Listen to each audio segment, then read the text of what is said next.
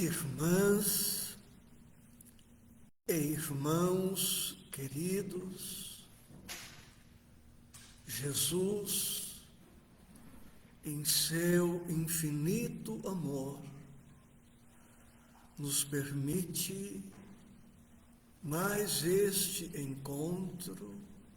reencontro, para juntos estudarmos o Evangelho. Nesta oportunidade, capítulo 11, amar o próximo como a si mesmo, sendo o tema específico o último tópico. Deve-se expor a vida por um malfeitor? Cumprimento a nossa amiga, irmã Ariane Moraes, cuja companhia muito me honra, muito me alegra. E cumprimentando a você, Ariane, cumprimento a todas e a todos que já estão conectados ou que se irão conectando, como a Rosa Marquezine de Assis, Sandra Matos de Americana, Mima de Franca e com ela os companheiros do Centro Espírita, Francisco Borice e muitos outros. Como quase todos sabem, estamos estudando o Evangelho segundo o Espiritismo em sequência. E hoje, encerrando a abordagem em torno do capítulo 11, que é composto por 7 temas. O mandamento maior, fazermos aos outros o que queremos que os outros nos façam, dai a César o que é de César, a lei de amor, o egoísmo, a fé e a caridade, caridade para com os criminosos. E hoje este deve-se expor a vida por um malfeitor. Formulo estas perguntas. A quem devemos estender o nosso amor, a nossa dedicação, a nossa caridade, a nossa compaixão e outros valores e atitudes mais? Respondo com esta outra pergunta. A quem não devemos estender o nosso amor, a nossa compreensão, a nossa paciência e outras atitudes mais, sob o olhar de Deus, sob o olhar de Jesus? Será que temos o direito de excluir alguém do nosso afeto, da nossa dedicação? Não seria estranho que o sol brilhasse para somente um dos hemisférios do planeta? Não seria estranho, injusto, que o luar se apresentasse somente para um dos hemisférios do planeta? Não seria estranho que o vento soprasse somente na direção de algumas pessoas? Que pensar da natureza se o fenômeno da fotossíntese, por exemplo, não funcionasse para todos, funcionando somente para alguns? Que seria da bondade de Deus, do amor de Deus, se a água da fonte não jorrasse para todos? E nós poderíamos multiplicar estas perguntas ao infinito. Quando dissemos na semana passada da nossa caridade para com os criminosos, e hoje, quando começamos a refletir sobre se deve expor a vida por um malfeitor, significa que nós vamos sacramentar a impunidade, que deixaremos o campo livre para que o mal prolifere sem que nada façamos? Evidentemente, não é este o nosso posicionamento cristão.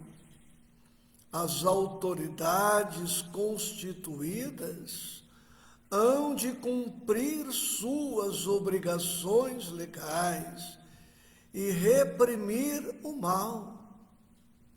Mas nós, os cristãos, de quaisquer denominações religiosas, deixaremos as autoridades livres para o cumprimento de suas obrigações. Quanto a nós, servos do Cristo, discípulos do Mestre, quanto a nós que estamos empenhados em compreender, assimilar e aplicar o Evangelho, nos cabe amar, transformando o nosso amor em caridade, em assistência, em auxílio, em cooperação. Allan Kardec começa o estudo deste tema formulando uma pergunta que é respondida por um dos espíritos que colaborou para a organização da doutrina espírita. Cumprimento a Mana Rosa, nossa irmã Vera, Mônica, Roselina, a Natane, que hoje também pôde e pode estar conosco. Vamos à pergunta. Acha-se em perigo de morte um homem? Para o salvar, tem um outro que expor a vida. Sabe-se, porém, que aquele é um malfeitor e que, se escapar, poderá cometer novos crimes. Deve, não obstante,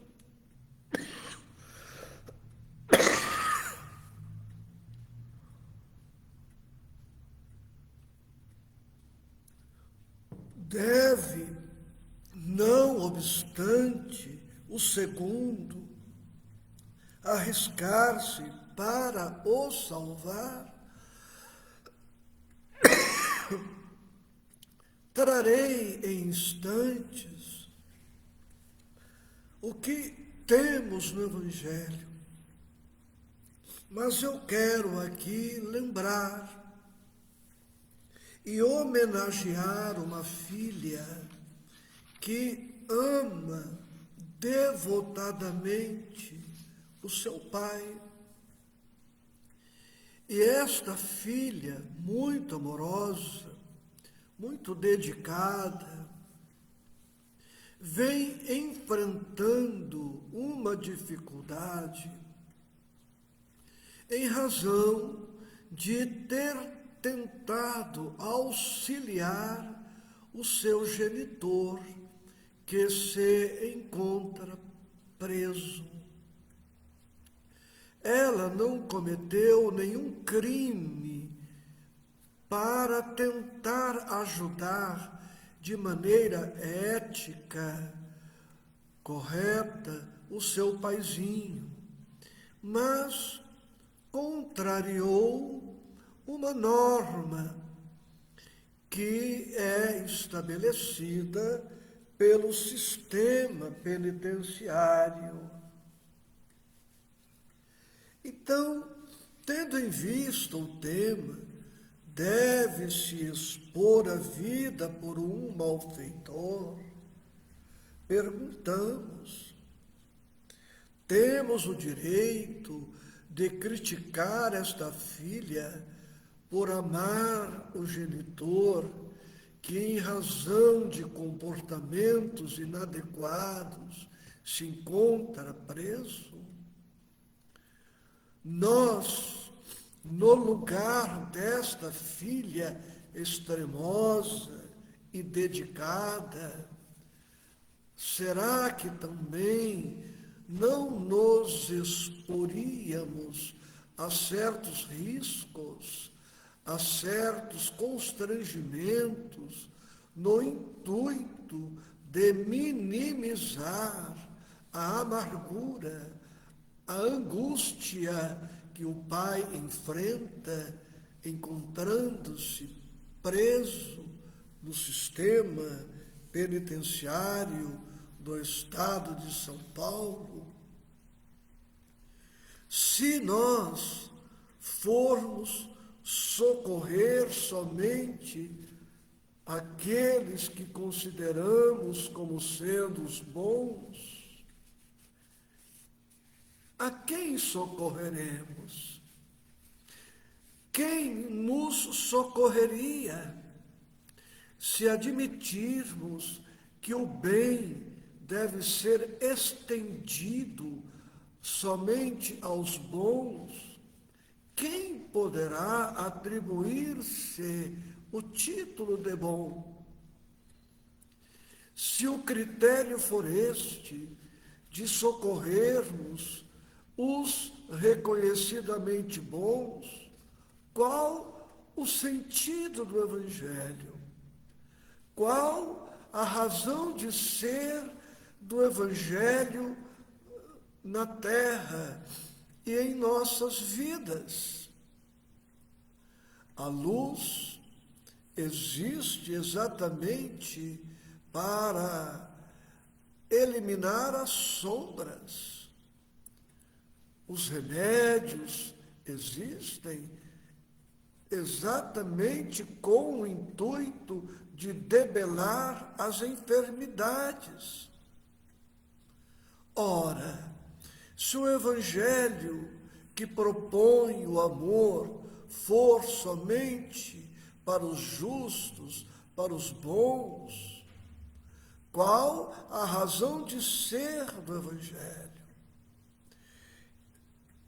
Jesus teria vindo ao nosso encontro se o Evangelho fosse somente para os bons? Não é exatamente o contrário. Será que Jesus não veio ao nosso encontro justamente pela nossa ignorância, pela nossa fraqueza, pela nossa maldade? E o mandamento evangélico é muito claro, é muito simples e não comporta nenhuma dúvida. amar o próximo. E este próximo não é objeto de nenhum qualificativo. É o próximo, seja ele quem seja. Então, trago para nós estas anotações do item 15 do Evangelho segundo o Espiritismo, capítulo 11. O devotamento é cego, ou seja, ele não tem olhos para enxergar os defeitos do próximo. E mesmo quando consegue perceber, penetrar, enxergar as deficiências do outro, nem por isto o devotamento, a dedicação, vai se permitir uma atitude de indiferença, de alienação, de distanciamento. A pessoa que ama se dedica e, amando-se e dedicando-se, não se permite a omissão. Socorre-se a um amigo, socorre-se a um inimigo.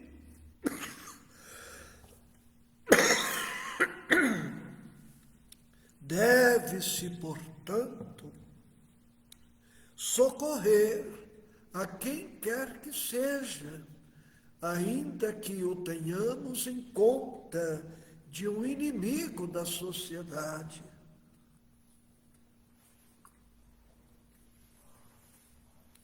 A um malfeitor, a um criminoso, seja ele quem seja. Porque, como temos aprendido com o Evangelho e com a exemplificação de nosso Senhor Jesus Cristo, o amor de Deus é irrestrito, é incondicional. O amor do Cristo é incondicional e é irrestrito. Assim também o amor da espiritualidade superior. Os seres angélicos nos amam, nos amparam, nos assistem, independentemente das nossas deficiências. E nós temos no amor maternal uma exemplificação extraordinária, ressalvadas as exceções que confirmam a regra. O amor materno, em sua capacidade de sacrificar-se, de renunciar, de entregar-se, nos dá bem uma demonstração clara do nível de amor abrangente e restrito que necessitamos alcançar. Quando socorremos alguém que está à beira da morte, no tema proposto para hoje, deve-se expor a vida por um malfeitor, não é somente à morte que o estamos livrando. É muito provável que, vendo-se salvo, este criminoso se transforme, se sensibilize, voltando ao exemplo da filha dedicada. Este pai, em vendo o sacrifício da filha, a sua renúncia, os riscos a que se expôs para poder atendê-lo nas suas necessidades, certamente este pai está sendo trabalhado na sua espiritualidade, vai despertar para o bem, vai favorecer a dedicação da filha, vai favorecer o arrependimento desse pai, vai sensibilizá-lo e conduzi-lo mais rapidamente à transformação que deve se operar nele. Qual seria a reação deste pai, vendo-se esquecido, desprezado, abandonado, desconsiderado pela família, pelos afetos? Então nós deixemos que as autoridades cumpram o seu dever e vamos nos empenhar ao máximo para amar a todos indistintamente. O Espírito autor da mensagem nos diz: imaginai com efeito que nos rápidos instantes que lhe arrebatam os derradeiros alentos de vida, o homem perdido volve ao seu passado, ou que, antes, este se ergue diante dele. A morte, quiçá, lhe chega cedo demais. A reencarnação poderá vir a ser-lhe terrível, se nada fizermos de bom em favor dos mais carentes. Que futuro esperara para eles? O que estamos oferecendo de bom para eles? Escreve Ariane Moraes: que sorte a nossa de termos o amor de Jesus. Sem dúvida, Ariane, o amor de Jesus é uma bênção para todos nós. E a mensagem da noite nos propõe: lançai-vos, então, ó homens, lançai-vos todos vós, a quem a ciência espírita esclareceu. Lançai-vos, arrancai-o à sua condenação, e talvez esse homem que teria morrido a blasfemar se atirará nos vossos braços. Todavia, não tendes que indagar se o fará ou não. Socorrei, porquanto, salvando-o, obedeceis a essa voz do coração que vos diz: podes salvá-lo? Salva-o. O autor da mensagem é Lamennais, Paris, 1862, ano em que a mensagem foi psicografada.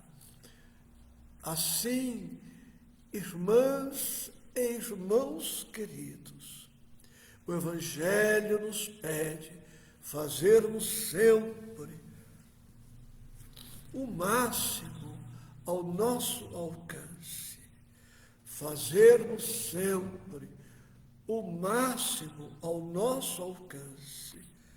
O amor manda que se ame o próximo, sem distinguir quem é ou quem possa ser esse próximo. Porque todos nós somos criaturas frágeis, vulneráveis, e a qualquer momento e em qualquer circunstância, poderemos ser nós, os em queda, os em erro, os criminosos. E certamente ficaríamos agradecidos, reconhecidos a todo aquele que, compadecendo-se das nossas misérias, tivesse misericórdia, compaixão para conosco. O espírita cristão e o cristão de todas as denominações temos um compromisso com o amor, com a caridade, com a tolerância, com a compreensão, com a não violência. E seria uma violência a omissão em relação aos irmãos mais necessitados do que nós. Que o Senhor a todos sempre nos abençoe e nos dê a sua paz. Profunda gratidão